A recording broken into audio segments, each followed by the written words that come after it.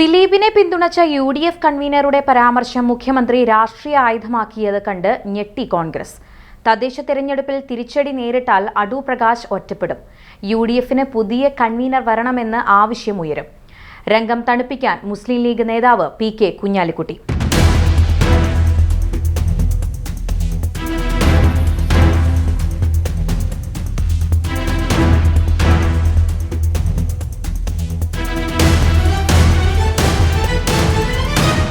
തദ്ദേശ തിരഞ്ഞെടുപ്പ് വോട്ടെടുപ്പ് ദിവസം നടൻ ദിലീപിന് പരസ്യ പിന്തുണ പ്രഖ്യാപിച്ച UDF കൺവീനറുടെ നടപടി കോൺഗ്രസ് ഹൈക്കമാൻഡ് ഗൗരവത്തിൽ കാണുന്നു.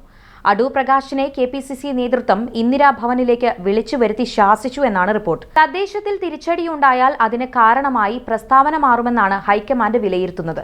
ദിലീപിന് നീതി കിട്ടി. ഈ കേസ് കുറച്ച് ഉന്നത ഉദ്യോഗസ്ഥർ ഉണ്ടാക്കിയെടുത്തതാണ്. സർക്കാർ എന്തിനാണ് അപ്പീൽ പോയി ദിലീപിനെ ബുദ്ധിമുട്ടിക്കുന്നത് എന്നായിരുന്നു ദിലീപിന് അനുകൂലമായുള്ള അടൂർ പ്രകാശിന്റെ വിവാദ പ്രസ്താവന. തെരഞ്ഞെടുപ്പ് ദിവസം തന്നെ അനാവശ്യ വിവാദം തുറന്നുവിട്ട കൺവീനറുടെ നടപടിയിൽ KPCC നേതൃത്വം ശരിക്കും ക്ഷോഭിച്ചു. AICC general secretary Deepa Das Munshi, KPCC president Sunny Joseph എന്നിവരാണ് ശക്തമായ അതൃപ്തി അറിയിച്ചത്. ഇതോടെ താൻ ഒറ്റപ്പെട്ടു എന്ന് മനസ്സിലാക്കിയ അടൂർ പ്രകാശ് ഇന്ദിരാഭവനിൽ വെച്ച് തന്നെ നിലപാട് തിരുത്തി പുതിയ പ്രസ്താവന നൽകി. പ്രസ്താവന വന്ന ഉടൻ തന്നെ KC വേണുഗോപാൽ KPCC പ്രസിഡന്റുമായി ബന്ധപ്പെട്ടു. VD സതീശനും രമേശ് ചെന്നിത്തലയും VM സുധീരനും ഉൾപ്പെടെയുള്ള നേതാക്കളുടെ നീണ്ട നിര തന്നെ പ്രകാശിന്റെ അഭിപ്രായത്തെ തള്ളിപ്പറഞ്ഞു.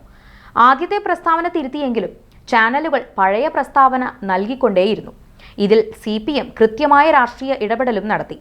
അടൂർ പ്രകാശിന്റെ ആദ്യ വാക്കുകൾ മുഖ്യമന്ത്രി പിണറായി വിജയൻ കോൺഗ്രസിനെതിരെ ആയുധമാക്കിയത് നേതൃത്വത്തെ കൂടുതൽ വെട്ടിലാക്കി.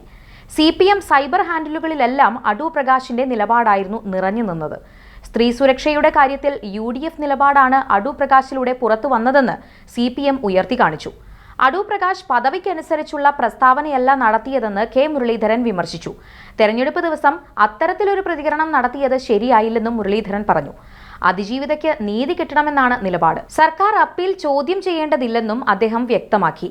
ഇതേ അഭിപ്രായം തന്നെയാണ് ശശി തരൂരും പ്രകടിപ്പിച്ചിരിക്കുന്നത്. അതിജീവിതയ്ക്ക് നീതി തേടി പ്രോസിക്യൂട്ടർമാർ മേൽക്കോടതിയെ സമീപിക്കുന്നതിനെ എതിർക്കേണ്ടതില്ലെന്നാണ് ശശി തരൂർ പറഞ്ഞത്.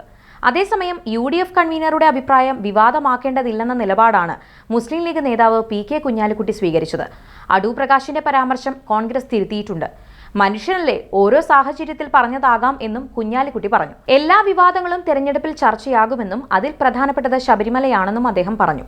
തദ്ദേശ തെരഞ്ഞെടുപ്പിൽ രാഹുൽ മാങ്കൂട്ടത്തിലിന്റെ കേസിൽ സ്ത്രീ വോട്ടർമാരെ നഷ്ടമാകുമോ എന്ന് ഭയന്നിരിക്കുമ്പോഴാണ് നടി ആക്രമിക്കപ്പെട്ട കേസിൽ അടൂർ പ്രകാശിന്റെ വിവാദ പരാമർശം തെരഞ്ഞെടുപ്പ് ദിവസം വരുന്നത്. ശബരിമല ഉൾപ്പെടെയുള്ള വിഷയങ്ങളിൽ പ്രതിരോധത്തിലായ സർക്കാരും CPMഉം UDF കൺവീനറുടെ പ്രസ്താവനയെ രാഷ്ട്രീയ ആയുധമാക്കിയത് വോട്ടർമാരെ എത്രമാത്രം സ്വാധീനിച്ചിട്ടുണ്ടാകുമെന്നത് ഫലം വരുമ്പോൾ വ്യക്തമാകും.